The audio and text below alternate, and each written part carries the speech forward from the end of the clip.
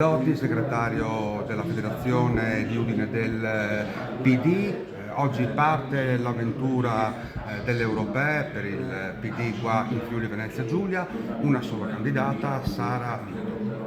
Sì, abbiamo scelto di concentrare i nostri sforzi su una candidatura unica per dargli una forza maggiore in un collegio molto ampio in cui il Friuli Venezia Giulia ha un ruolo importante per quello che è la sua naturale vocazione europea.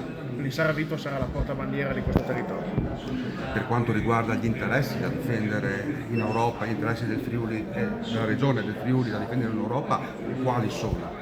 Il Friuli deve essere una terra di destinazione e non una terra di passaggio, quindi infrastrutture per creare lavoro, per creare sviluppo, concepite in un ambito europeo. Questo è il momento in cui noi possiamo far valere la nostra ruolo. Per quanto riguarda l'immigrazione, che è un altro tema che riguarda il Friuli?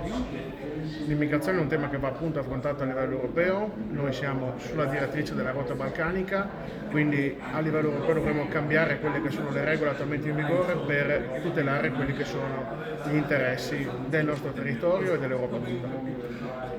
Tre parole d'ordine per questa campagna elettorale. Ambiente, sviluppo sostenibile, attenzione al sociale, perché sono sempre di più i temi che cambieranno il futuro della nostra società.